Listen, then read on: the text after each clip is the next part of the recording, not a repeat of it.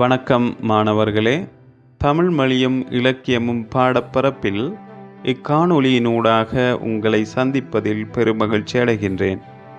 தரம் 8 தமிழ் மொழியும் இலக்கியமும் பாடப்பரப்பில் 2ஆம் தவணைக்குரிய பாட அலகுகளில் இன்று நாம் பசிப்பிணி மருந்து என்ற அலகு பற்றி நோக்க இருக்கின்றோம். இவ்வலகினுள்ளே பின்வரும் விடயங்களை உள்ளடக்கியதாக பசிப்பிணி மருந்து என்ற அலகை நோக்க இருக்கின்றோம்.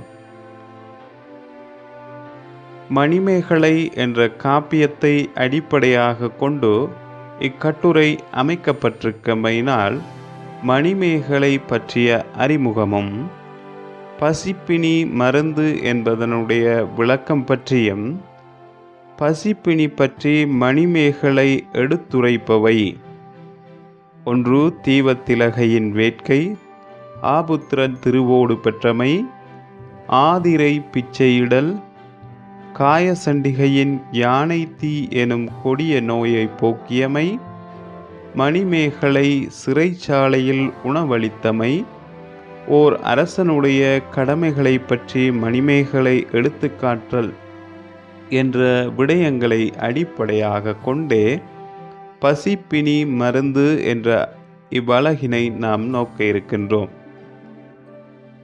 முதலாவதாக மணிமேகலை பற்றிய அறிமுகத்தை நாம் நோக்குவோம். ஐம்பெரும் காப்பியங்களில் ஒன்றே மணிமேகலை ஆகும். தமிழில் ஐம்பெரும் காப்பியங்களாக சிலப்பதிகாரம், மணிமேகலை, சீவக சிந்தாமணி, வளையாபதி, குண்டலகேசி என்பன ஐம்பெரும் காப்பியங்களாக கொள்ளப்படுகின்றன. இவ் ஐம்பெரும் காப்பியங்களில் ஒன்றே மணிமேகலை ஆகும். இந்த மணிமேகலை காப்பியத்தை படைத்தவர் கூலவாணிகன் சீல்தலை சாத்தனார். இந்த காப்பியத்தினுடைய நாயகியாக விளங்குபவள் மணிமேகலை ஆவாள். இந்த மணிமேகலை சிலப்பதிகாரத்திலே வருகின்ற கோவலனுக்கும் மாதவிக்கும் பிறந்த மகளே மணிமேகலை ஆவாள். ஆகவே சிலப்பதிகாரத்தையும் மணிமேகலையையும் ஒன்றாக இணைத்து இரட்டை காப்பியங்கள் எனவும் குறிப்பிடுவர். இங்கு மணிமேகலை பசிப்பிணி போக்கிய விடயத்தினை அடிப்படையாக கொண்டே இக்கட்டுரை எடுத்து காட்டப்படுகின்றது. அடுத்ததாக நாம் நோக்குகின்றோம் பசிப்பிணி மருந்து என்பதனூடாக கட்டுரை ஆசிரியர் எடுத்துக்காட்டப்படுகின்ற விடயம் என்ன என்பதை நோக்குகின்றோம். பொதுவாக பசி என்பது இந்த உலகிலுள்ள ஜீவராசிகளுக்கு, அதாவது மானிடருக்கு இயற்கையான உணர்வாக விளங்குகின்றது இந்த பசி. இந்த பசி தீர்க்கப்பட வேண்டும். ஆகவே அந்த பசி தீர்க்கப்பட வேண்டுமாக இருந்தால் அதற்கு உணவு கொடுக்கப்பட வேண்டும். பசியும் அதை தீர்க்கும் வழியும் மணிமேகலையில் கூறப்பட்டுள்ளதனை நாம் நோக்கக்கூடியதாக இருக்கின்றது. பசி எனும் தீம்பிணி என்று திருவள்ளுவர் திருக்குறளில் குறிப்பிட்டிருக்கின்றார். பசி என்பது ஒரு கொடிய நோய் என குறிப்பிடுகின்றார். அந்த கொடிய நோய் தீர்க்கப்படுவதற்கே உணவு வழங்கப்படுகின்றது என்பதனூடாக இங்கு பசி பிணி மருந்து என்பது எடுத்து காட்டப்படுகிறது. பசியை பிணி என்று மணிமேகலையில் திட்டவட்டமாக குறிப்பிட்டுள்ளார் சாத்தனார். பசினின் கொடுமையை மணிமேகலையில் பல உதாரணங்களை கொண்டு விவரிக்கின்றமையினையே இந்த அழகினூடாக நாம் நோக்க இருக்கின்றோம். ஆகவே மணிமேகலையினுடைய வாழ்வில் நடந்த விடயங்களில் ஒன்றாக இந்த பசிப்பிணி இல்லாதொழித்த நிகழ்வினை எடுத்து காட்டுகின்றது.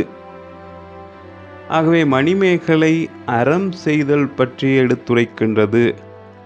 அறம் செய்தலில் மிக முக்கியமாக பசி என்ற பிணியை போக்குவது மிக முக்கியமானதாக இருக்கின்றது. அவ்வறத்தினை மணிமேகலை செய்வதாக இங்கு எடுத்து காட்டப்படுகின்றது. அதனையே நாம் பல உதாரணங்கள் மூலம் இங்கு நோக்க இருக்கின்றோம். அந்த அடிப்படையில் பசிப்பிணியினுடைய கொடுமையை பற்றி தீவத்திலகை குறிப்பிடும் போது பின்வருமாறு குறிப்பிடுகின்றார். குடிப்பிறப்பு அளிக்கும் விழுப்பம் கொள்ளும் பசிப்பினும் என்னும் பாவி. மணிமேகலை காவியத்தில் வருகின்ற தீவத்திலகை பசிப்பிணி பற்றி பின்வருமாறு எடுத்து காட்டுவதை நாங்கள் நோக்குகின்றோம். இந்த பசி என்ற பிணியானது ஒருவரின் குடிப்பிறப்பினால் வந்த தகுதியை அழித்துவிடும், தூய்மையான இயல்புகளை சிதைத்துவிடும். அத்தகைய பாவியது கொடுமையை போக்க வேண்டும். அது தீர்த்தோர் புகழை என் நாவினால் சொல்ல இயலாது என்று தீபத்திலகை எடுத்து கூறுகின்றார். இங்கு தீபத்திலகை எடுத்து கூடுவதனூடாக இந்த பசி என்கின்ற கொடிய நோயானது ஒரு பாவியாக எடுத்து காட்டப்படுகின்றது. அந்த கொடுமையை போக்க வேண்டும். அந்த கொடுமையை போக்குவதற்கு உணவு வழங்கப்பட வேண்டும், அதற்கு மருந்தாக உணவு வழங்கப்பட வேண்டும் என்பதை இங்கு எடுத்து காட்டப்படுவதை நாங்கள் நோக்கக்கூடியதாக இருக்கின்றது. பசி என்ற கொடிய நோயானது ஒருவருடைய குடிப்பிறப்பினால் வந்த தகுதியை கூட அழித்துவிடும் என குறிப்பிடப்படுவதை நாம் நோக்கக்கூடியதாக இருக்கின்றது. ஒரு நல்ல குடியில் பிறந்த அந்த ஒழுக்கம் என்பவற்றை கூட அது இழந்து விடுகின்றது. இதனால்தான் பசி வந்தால் பத்தும் பறந்திடும் என்று குறிப்பிடுகின்றனர். ஆகவே ஒரு குடிப்பிறப்பு என்பவற்றை இழந்துவிட செய்கின்ற அல்லது அழித்துவிட செய்கின்ற தன்மை இந்த பசிக்கு காணப்படுகின்றது. ஆகவே அந்த பசிக்கு மருந்தாக எது குறிப்பிடப்படுகின்றது? உணவே குறிப்பிடப்படுகின்றது. ஆகவே உணவு வழங்கப்பட வேண்டும் என்பதை அடிப்படையாக இந்த விடயம் கொண்டிருக்கின்றதை நாம் நோக்கக்கூடியதாக இருக்கின்றது.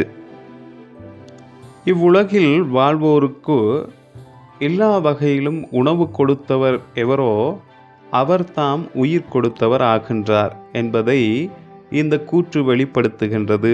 மண் திணி ஞாலத்து வாழ்வோருக்கெல்லாம் உன்றிக் கொடுத்தோர் உயிர் கொடுத்தோரே என்ற அடிகள் மணிமேகலையில் இடம்பெறுகின்ற இவ்வடிகள் அணுசெறிந்த இவ்வுலகிலே வாழ்பவருக்கு எல்லா உணவும் கொடுத்தவர் எவரோ அவர்தாம் உயிர் கொடுத்தவர் ஆவார்.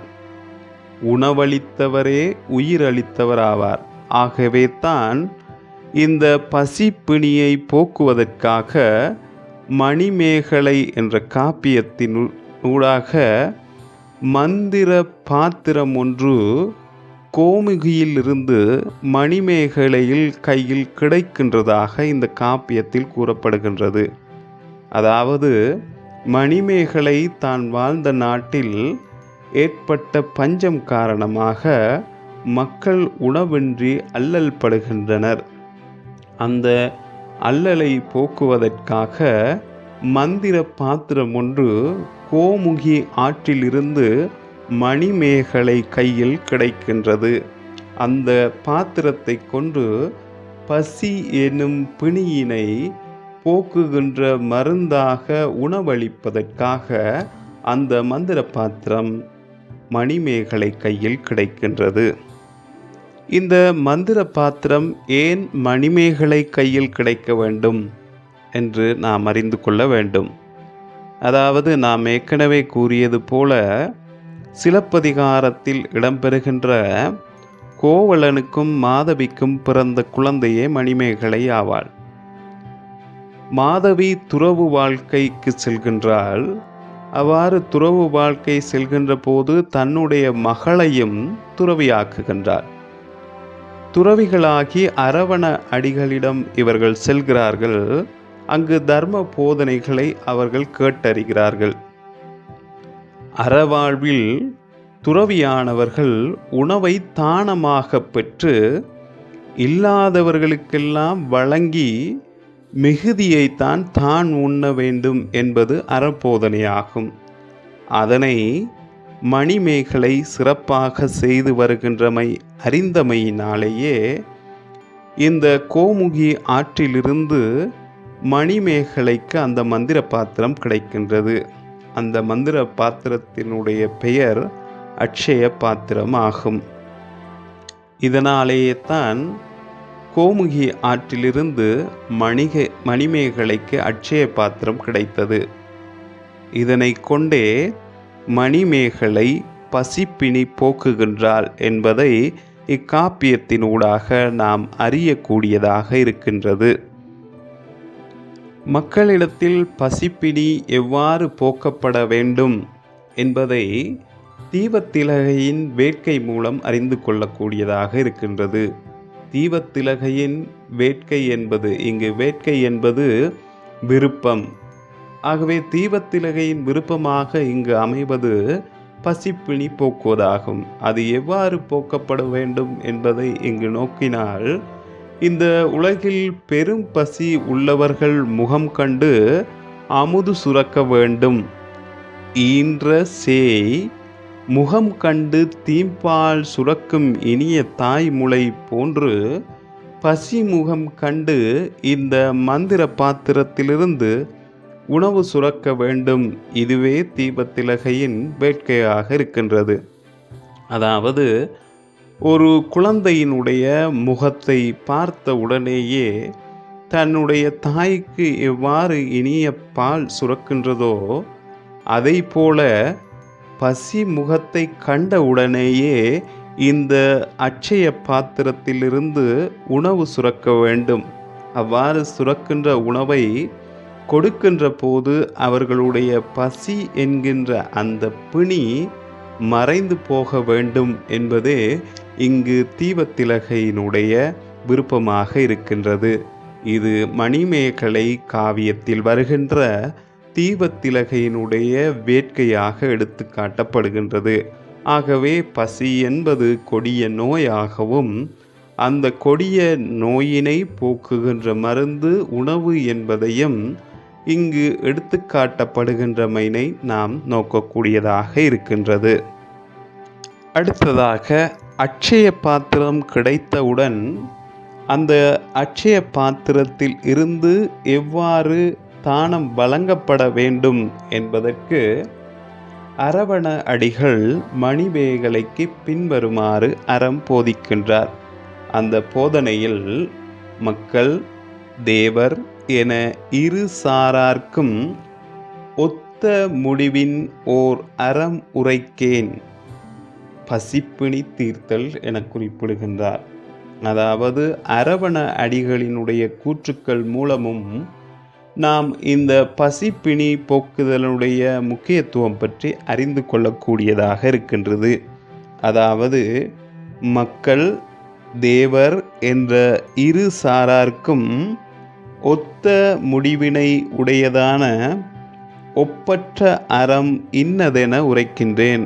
நான் அறம் உரைக்கின்றேன். அது எதுவென்று சொன்னால் பசி என்கின்ற நோயினை போக்குதலே ஆகும் என குறிப்பிடுகின்றார். அதனையே இவ்வடிகளின் ஊடாக அரவண அடிகள் மணிமேகலைக்கு போதிக்கின்ற போதனையாக அமைகிறது. ஆகவே தானம் இவ்வாறுதான் அமைய வேண்டும் என அவர் அறமுறைப்பதனை நாம் நோக்கக்கூடியதாக இருக்கின்றது. ஆகவே இங்கும் கூட பசிக்கு பிணி, அந்த பசிப்பிணிக்கு மருந்தாக உணவு வழங்கப்பட வேண்டும் என்பதை எடுத்து காட்டப்படுவதனை நாம் நோக்கக்கூடியதாக இருக்கின்றது.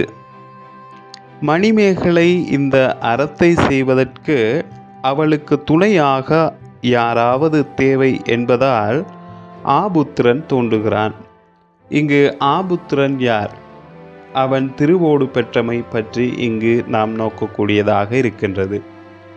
ஆபுத்திரன் மதுரையில் மாசற்ற மனைகளில் பிச்சை எடுத்தான். இங்கு மனை என்பது வீடுகள், குற்றமற்ற வீடுகளில் பிச்சை எடுத்தான்.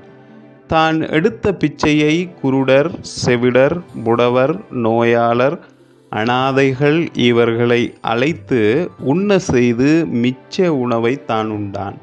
அதாவது தான் எடுத்த பிச்சையை மற்றவர்களுக்கெல்லாம் பகிர்ந்தளித்துவிட்டு மிகுதியாக இருப்பதை தான் உண்டான். இரவில் அந்த பிச்சை பாத்திரத்தை தலைக்கு வைத்து படுப்பான். இதுதான் அவனுடைய வழக்கமாக இருந்தது. பின்பு சிந்தாதேவி ஆபுத்திரனிடம் தோன்றி இவ்வாறு கூறுகின்றார்: அன்பா, எழுந்திரு, இதை கொள். இது ஒரு அற்புத திருவோடு. நாடு வறண்டாலும் இந்த ஓடு வரலாது. நாடெல்லாம் வறுமை புகுந்தாலும் இந்த ஓடு வறுமையுறாது. இதில் நிறையும் உணவிற்கு குறைவிராது. வாங்குவோர் கைதான் அலுத்து போகும். இது வளங்கள் அழுக்காது. இது அழியா தன்மையது என்று அந்த அற்புத திருவோடினை ஆபுத்திரனுக்கு கொடுக்கின்றார் சிந்தாதேவி. இதனை பெற்ற ஆபுத்திரன் என்ன செய்கின்றான்? அதில் கிடைக்கின்ற உணவை எல்லோருக்கும் பகிர்ந்தளித்து வாழ்பவனாக இருக்கின்றான். இதுவே ஆபுத்திரன் திருவோடு பெற்ற கதையாக இருக்கின்றது. ஆகவே நாம் ஏற்கனவே குறிப்பிட்டது போல மணிமேகலையும் தன்னுடைய அரசியல்களில் ஒன்றாக செய்கின்றால் தான் தானமாக பெற்றுக்கொண்ட அந்த பிச்சையை இயலாதவர்கள் எல்லாருக்கும் பகிர்ந்தளித்துவிட்டு மிகுதியாக இருப்பதை உண்பவளாக இருந்தாள். அதே போலவே ஆபுத்திரனும் அந்த செயலை செய்வதனை நாங்கள் காணக்கூடியதாக இருக்கின்றது.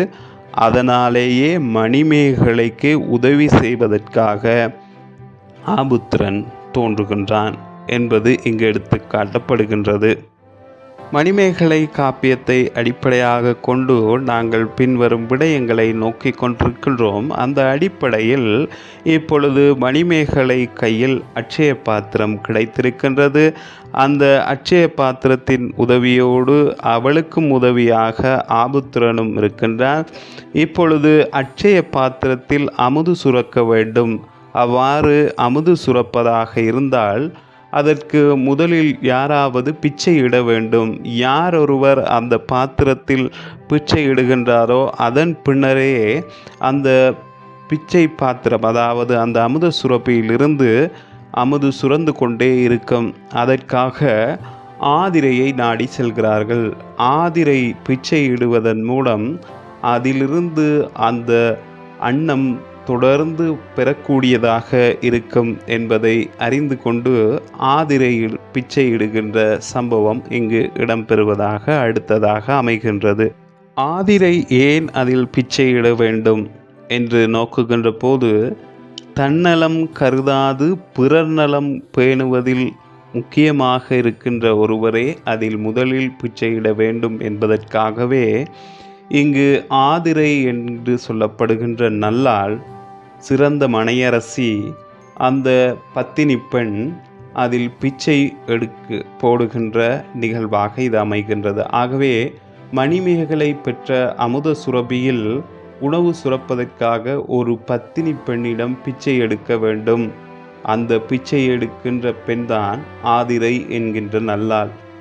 ஆதிரை பிச்சையிட்ட சமயம் புனையா ஓவியமாக நின்ற மணிமேகலையிடம் உணவையிட்டு பின்வருமாறு எடுத்து கூறுகிறாள்: பாரகம் அடங்கலும் பசிப்பினி அருக என ஆதிரை இட்டனல் ஆறுயிர் மருந்து என்று குறிப்பிடப்படுகின்றது. இந்த உலகத்தில் உள்ளவர்களுடைய பசி என்கின்ற கொடிய நோயானது இல்லாதொழியட்டும், அதற்கு அருமருந்தாக உணவு அமையட்டும் என்று கூறியே அவள் முதலில் பிச்சையிடுகின்றாள். ஆதிரை பிச்சையிட்டதன் பின் அந்த அமுத சுரப்பியில் தொடர்ந்து அமுது வந்து கொண்டே இருக்கின்றது. எவ்வளவு அள்ளி அள்ளி கொடுத்தாலும் அல்ல அல்ல கூடிக்கொண்டே இருக்கின்றதே தவிர குறையாது அவ்வாறாகவே இருக்கின்றது. அதனூடாக மணிமேகலை உலகில் உள்ளவர்களுக்கு பசி என்கின்ற பிணியை போக்குகின்றார்.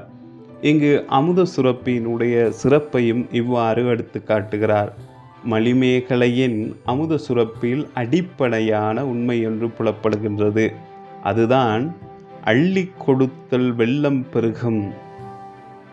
ஆபுத்திரன் தனது பிச்சை சோற்றையும் பங்கு வைத்து உண்கின்றான்.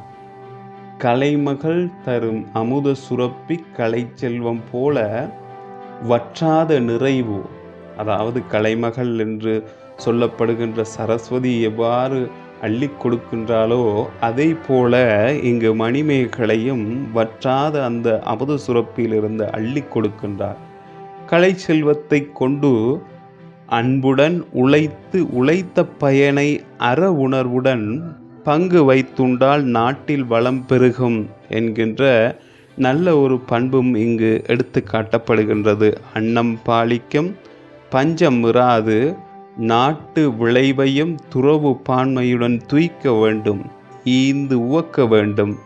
மணிமேகலை கலை செல்வி, கலையை காசாக்காமல் துறவு பூண்டு அருள் வழி சென்றாள். அவளுக்கு சிந்தாதேவியின் அமுத கலயம் கிடைத்தது.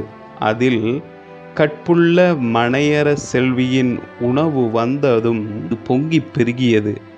மணிமேகலை தானே உண்ண நினைத்திருந்தால் அப்படி நேர்ந்திருக்காது. அந்த அமுத கலயத்தின் ஊடாக அவள் உலகில் பசிப்பிணியில் இருக்கின்ற எல்லோருக்கும் உணவளித்தாள் என்பது எடுத்து காட்டப்படுகின்றதை நாம் நோக்கக்கூடியதாக இருக்கின்றது. பசி என்பது கொடிய நோய் என்பதை நாங்கள் நோக்கிக் கொண்டிருக்கின்றோம். அடுத்ததாக நாம் நோக்குகின்ற போது மணிமேகலையில் இடம்பெறுகின்ற காயசண்டிகையின் யானை தீ எனும் கொடிய நோயை போக்கியமை பற்றி நாங்கள் நோக்கலாம். இந்த காயசண்டிகையானவள் யானை தீ எனும் கொடிய பசியால் துன்புறுகிறாள். யானை தீ என்ற கொடும் பசி என்பது யானைக்கு பசி ஏற்பட்டால் எவ்வாறு அதனுடைய பசியை இலகுவாக அடக்கிவிட முடியாதோ அவ்வாறாகவே இந்த காயசண்டிகை என்பவளுடைய பசியும் அடங்காது காணப்படுகின்றது. அந்த பசியினை மணிமேகலை போக்குகின்றாள். அது எவ்வாறு? அமுத சுரப்பியிலிருந்து கிடைத்த அன்னத்தை அவளுக்கு வழங்குகின்ற போது அவளுடைய இந்த யானை தீ என்கின்ற இந்த கொடிய நோய் இல்லாமல் போகின்றது. இதனையே காயசண்டிகையின் யானை தீ எனும் கொடியை நோயை நோக்கியதாக நாங்கள் இங்கு நோக்குகின்றோம். இங்கு அதனை பார்ப்போமாக இருந்தால், காயசண்டிகையானவள் யானை தீ எனும் கொடும் பசியால் துன்புறுகிறாள். அமுத சுரபியிலிருந்து உணவு பெற்று உண்டவுடன் அவளுடைய பசி நோய் தீர்ந்தது. அவளுடைய பசி நீண்ட காலம் பீடித்திருந்த நோய் போன்றதாகும். பசி நோய் தீர்ந்ததால் காயசண்டிகை மகிழ்ச்சி அடைந்தாள். காயசண்டிகை அடுத்து வாழ்வில் கஷ்டம் ஏற்படுவதற்கு மணிமேகலை காரணமல்ல, அவளினுடைய பசிப்பிணியே இங்கு காரணமாக அமைந்திருக்கின்றது. ஆகவே இங்கு பசிப்பிணி மருந்து என்ற இந்த கட்டுரையினூடாக இங்கு காயசண்டிகையினுடைய இந்த பசி என்ற நோய்க்கு மருந்தாக உணவு அமைந்திருப்பதனை எடுத்து காட்டுவதனை நாம் நோக்கக்கூடியதாக இருக்கின்றது. இவ்வாறு காயசண்டிகையினுடைய இந்த யானை தீ என்ற கொடியை நோயை போக்கியதன் காரணமாக மணிமேகலைக்கு ஒரு வரம் கிடைக்கின்றது. அது என்ன வரம்? அவள் நினைத்தவுடனே தன்னுடைய உருவத்தை மாறுகின்ற வரம் அவளுக்கு கிடைக்கின்றது. இது இந்த காயசண்டிகையின் யானை தீ என்னும் கொடிய நோயை போக்கியமையினால் மணிமேகலைக்கு கிடைத்த வரமாக அமைகின்றது. அடுத்ததாக நாம் மணிமேகலை சிறைச்சாலையில் உணவளித்த என்ற விடயத்தை பற்றி நோக்க இருக்கின்றோம். மணிமேகலை ஏன் சிறைச்சாலை செல்ல வேண்டும் என்ற ஒரு வினா எழுகின்றது. இந்த காப்பியத்திலே அந்த நாட்டினுடைய இளவரசன் உதயகுமாரன் மணிமேகலையை காதலிக்கின்றாள். ஆனால் மணிமேகலையோ துறவி. அவனிலிருந்து விலகி வாழ ஆசைப்படுகின்றாள். அவ்வாறு இருக்கின்ற போது இங்கு உதயகுமாரனிடமிருந்து தான் தப்புவதற்காக ஏற்கனவே நாம் பார்த்தது போல அவருக்கு உருவத்தை மாற்றிக்கொள்கின்ற வரம் கிடைத்தது. அந்த வரத்தை வைத்து கொண்டு உதயகுமாரன் இருக்கின்ற போது அவள் காயசண்டிகை வடிவத்தை பெறுகின்றாள். அவ்வாறு காயசண்டிகை வடிவம் பெறுகின்ற போது அவள் முன்னே செல்கின்ற போது அவளுக்கு பின்னால் உதயகுமாரன் செல்வதை பார்த்த காயசண்டிகையினுடைய கணவன் தன்னுடைய மனைவியின் பின்னாக உதயகுமாரன் செல்கின்றான் என்று அறிந்து அவனை கொலை செய்து விடுகின்றான். ஆகவே இந்த உதயகுமாரனுடைய கொலை செய்யப்படுவதற்கு காரணம் மணிமேகலைத்தான் என்று அறிந்து மணிமேகலையை சிறையில் இடுகின்றார்கள். அங்குதான் அவள் சிறையில் சென்று அங்கு உள்ளவர்களுக்கு உணவளித்த சம்பவம் இடம்பெறுகின்றது. இதனையே இப்பகுதி எடுத்து காட்டுகின்றது. மணிமேகலையை காதலித்த உதயகுமாரன் கொலை செய்யப்படுகின்றான்.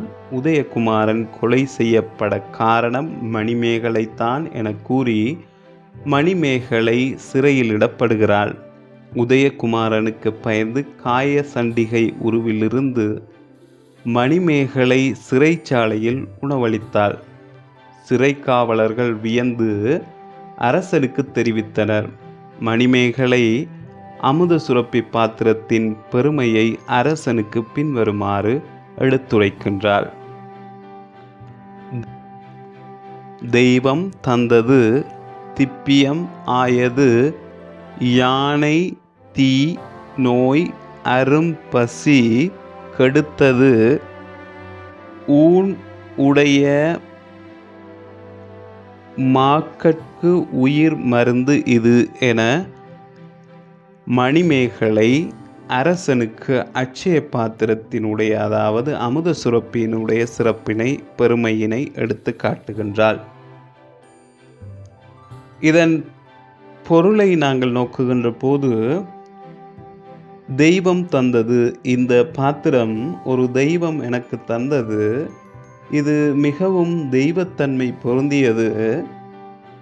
யானை தீ என்று சொல்லப்படுகின்ற கொடிய நோயினை கூட இது தணித்தது, அதாவது இல்லாமல் செய்தது. பசியினால் உடல் தளர்ந்த மக்களுக்கு உணவு சுரந்து அளித்து உயிர் காக்கின்ற மருந்தாக இது அமைகின்றது என்று அட்சய பாத்திரத்தினுடைய பெருமையினை மன்னனுக்கு எடுத்து கூறுகின்றாள். இதனூடாகவும் இங்கு மணிமேகலை பசிப்பிணி என்கின்ற இந்த நோயினை போக்குவதற்கு மருந்தாக இந்த அட்சய பாத்திரம், இந்த அமுத சுரபி அமைகிறது என்பதை எடுத்து காட்டுவதை நாம் நோக்கக்கூடியதாக இருக்கின்றது. பசிப்பிணி மருந்து என்ற இந்த கட்டுரையில் அடுத்ததாக அரசனுடைய கடமைகளை மணிமேகலை எடுத்து காட்டுகின்றார். இதனூடாக ஒரு அரசனுடைய கடமைகளில் மிக முக்கியமாக மக்களுடைய பசி என்கின்ற இந்த நோயினை போக்க வேண்டும் என்பதும் எடுத்து காட்டப்படுகின்றது. இவை எல்லாமே இந்த காப்பியத்தில் பசிப்பிணியை போக்குகின்ற மருந்து உணவு என்பதை எடுத்து காட்டுவதாக அமைந்திருக்கின்றது. இங்கு 28 தினங்கள் இந்திர விழா நடக்க இருக்கின்றது. மேற்படி விழாவுக்காக முரசறைபவன் பல வேண்டுகோளை விடுத்து கடைசியில் முடிக்கின்றான் இவ்வாறாக: பசியும் பிணியும் பகையும் நீக்கி வசியும் வளனும் சுரக்கண வாழ்த்தி அணிவிழா அறைந்தனன் அகநகர் மருகன். இவ்வாறு கூறுவதனூடாக ஒரு அரசனுடைய கடமைகள் என்ன என்பதை மணிமேகலை கோடிட்டு காட்டுகின்றாள். அவற்றுள் 3 முக்கிய கடமைகளில் முன்னிற்பது உணவு கொடுத்தலாகும். அதனைத்தான் பசியும் பிணியும். பசி என்பதை ஒரு அரசன் போக்க வேண்டும். இரண்டாவதாக சொல்லப்படுகின்றது பிணி, நோயினிலிருந்து மக்களை காக்க வேண்டும். மூன்றாவதாக எடுத்துரைப்பது பகை. பகை என்பது பகை அரசர்களிடமிருந்து மக்களை காக்க வேண்டும். இந்த அடிப்படையில் முதலாவதாக இங்கு குறிப்பிடப்படுவது மக்களுடைய பசியினை ஒரு அரசன் போக்க வேண்டும் என்று அரசனுடைய கடமையை எடுத்து காட்டப்படுகின்றது. எனவேதான் குடிமக்களுடைய பசிகளை தீர்க்க வேண்டும், அது அரசனுடைய தலையாய கடமையாகும் என்பதை இங்கு மணிமேகலை அரசனுடைய கடமைகளில் ஒன்றாக பசிப்பிணி போக்குவது அவசியமானது என்பதை எடுத்து காட்டுவதை நாங்கள் நோக்க முடிகின்றது. இவ்வாறாக பசிப்பிணி மருந்து என்ற இந்த கட்டுரையில் மணிமேகலை காப்பியத்தில் வருகின்ற பாடலடிகளை கொண்டு இங்கு பசி என்கின்ற கொடிய நோயினுடைய அது ஏற்படுத்துகின்ற துன்பத்தை பற்றி எடுத்து காட்டுவதை நாங்கள் நோக்கக்கூடியதாக இருக்கின்றது. தொடர்ந்து காப்பியத்தில் மணிமேகலை காஞ்சிபுரம் செல்கிறாள். காஞ்சியில் இந்தியாவில் உள்ள 18 மொழிகள் பேசக்கூடிய மக்கள் வந்து கூடுகின்றனர். அதனைத்தான் மொய்த்த மூவரு பாடை மாக்கள் என்ற அடிகளினூடாக எடுத்து கூறப்படுகின்றது. அங்கும் அதாவது காஞ்சிபுரத்திலும் பலருக்கும் அன்னமிட்டு உலக பற்றிலிருந்து விடுதலை பெறுகிறாள் மணிமேகலை. அவர்களில் பசி நோயுற்றோர் இன்னும் மற்றோர்க்கும் உணவு நல்குகிறாள். அது அவர்களுக்கெல்லாம், அதாவது இந்த பாடலடி அருந்தியோருக்கெல்லாம் ஆருயிர் மருந்தாய், அந்த உணவை அருந்தியோருக்கெல்லாம் அருமருந்தாக அமைந்தது. இதுவும் மணிமேகலை காப்பியத்தில் இடம்பெறுகின்ற இந்த பசி பிணியை போக்குகின்ற வரிகளாக அமைகின்றது. அந்த மணிமேகலை வழங்கிய அந்த உணவினை அருந்தியோரெல்லாம் அருமருந்து பெற்றது போல அமைந்திருப்பதனை எடுத்து காட்டுகின்றது. இறுதியாக பங்கைய பேடிகை பசிப்பிணி மருந்தென்னும் அங்கையின் ஏந்திய அமுத சுரபி என்ற அடிகள் இங்கு தரப்பட்டிருக்கின்றது.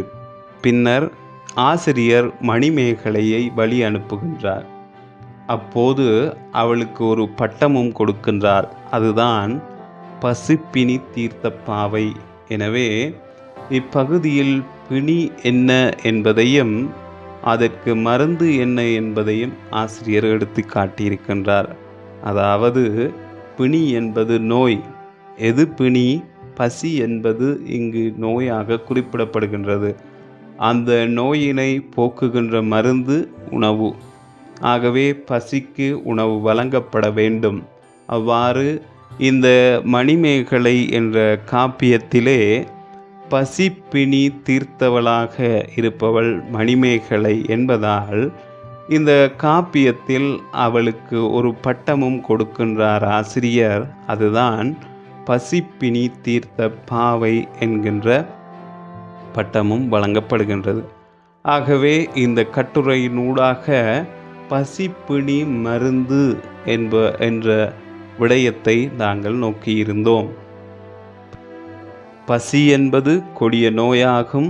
அந்த கொடிய நோயினை போக்குகின்ற மருந்து உணவாகும் என்பதை அடிப்படையாக கொண்டு மணிமேகலை காப்பியத்தில் இடம்பெறுகின்ற மணிமேகலை செய்கின்ற அறச்செயல்களில் ஒன்றாக குறிப்பிடப்பட்டிருந்த மக்களுடைய பசிப்பிணி போக்குகின்ற அறச்செயலை அடிப்படையாக கொண்டு மணிமேகலை காப்பியத்தில் இடம்பெறுகின்ற பாடலடிகளை உதாரணமாக கொண்டு இங்கு பசிப்பிணி மருந்து என்று சொல்லப்படுகின்ற இந்த கட்டுரை ஆக்கப்பட்டிருக்கின்றமையினை நாம் நோக்கக்கூடியதாக இருந்தது.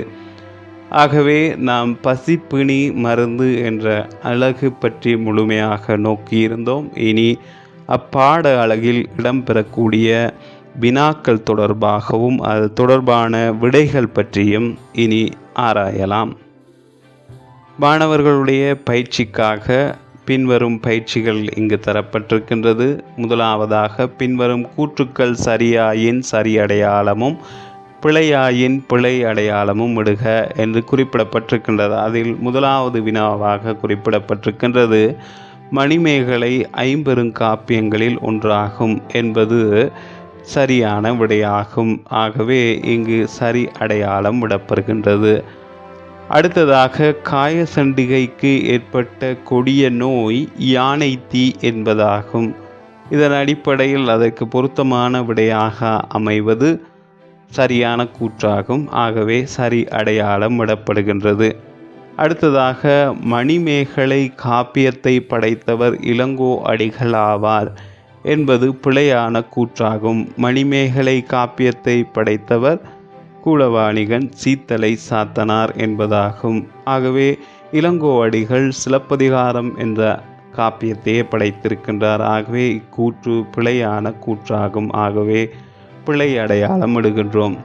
தொடர்ந்து 4வது பயிற்சியாக பசிப்பினி தீர்த்த பாவை என அழைக்கப்படுபவள் மணிமேகலை ஆவாள் என்பது சரியான கூற்றாகும்.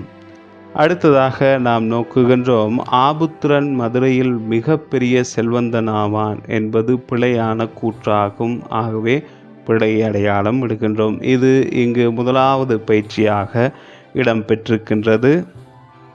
2வது பயிற்சியாக இங்கு சில வினாக்கள் வழங்கப்பட்டிருக்கின்றது. அந்த வினாக்களுக்கு விடையளிக்க வேண்டும். பின்வரும் வினாக்களுக்கு விடையளிக்குக. 1வது வினாவாக இடம்பெற்றிருக்கின்றது, மணிமேகலை காப்பியத்தை படைத்தவர் யார்? பசி எனும் தீம்பினி என குறிப்பிட்டவர் யார்? ஆபுத்திரனுக்கு அற்புத திருவோடு வழங்கியது யார்? ஆபுத்திரனுக்கு வழங்கப்பட்ட அற்புத திருவோட்டின் சிறப்பு யாது என்ற வினாக்கள் இங்கு வினவப்பட்டிருக்கின்றது. அந்த அடிப்படையில் மணிமேகலை காப்பியத்தை படைத்தவர் யார் என்கின்ற போது அதற்கு பொருத்தமான விடையாக இடம்பெறுவது கூலவாணிகன் சீத்தலை சாத்தனார் என்பதாகும். பசிப்பிணி எனும் தீம்பிணி என குறிப்பிட்டவர் யார் என்கின்ற போது கூற்றினை கூறியவர் திருவள்ளுவர் என்பதாகும். ஆபுத்திரனுக்கு அற்புத திருவோடு வழங்கியது யார் என்ற வினாவுக்கு பொருத்தமான விடையாக அமைவது சிந்தாதேவி என்பதாகும். ஆபுத்திரனுக்கு வழங்கப்பட்ட அற்புத திருவோட்டின் சிறப்பு யாது என்கின்ற போது பின்வரும் சிறப்பாக அமைந்திருக்கின்றது. நாடு வறண்டாலும் இந்த ஓடு வரலாது, நாடெல்லாம் வறுமை புகுந்தாலும் இந்த ஓடு வறுமையுறாது, இதில் நிறையும் உணவிற்கு குறைவிராது, வாங்குவோர் கைதான் அலுத்து போகும், இது வழங்குதல் அழுக்காது, இது அழியா தன்மையது என்று அந்த அற்புத திருவோட்டினுடைய சிறப்புகள் எடுத்து காட்டப்படுகின்றது. தொடர்ந்து பயிற்சி வினாக்களை நோக்குகின்ற போது 5வது வினாவாக இங்கு இடம்பெற்றிருக்கின்றது, காயசண்டிகைக்கு ஏற்பட்ட கொடிய நோய் யாது என்று வினவப்பட்டிருக்கின்றது. ஆகவே காயசண்டிகைக்கு ஏற்பட்ட கொடிய நோயாக இங்கு குறிப்பிடப்பட்டிருப்பது யானைத்தீ என்ற கொடிய நோய் ஏற்பட்டதாக கூறப்பட்டிருக்கின்றது. அடுத்ததாக மணிமேகலைக்கு வழங்கப்பட்ட பட்டம் யாது? மணிமேகலைக்கு வழங்கப்பட்ட பட்டம் பசிப்பிணி தீர்த்த பாவை என்பதாகும். மணிமேகலைக்கு வழங்கப்பட்ட பட்டம் யாது என்கின்ற போது பசிப்பிணி தீர்த்த பாவை என்ற பட்டம் வழங்கப்பட்டது.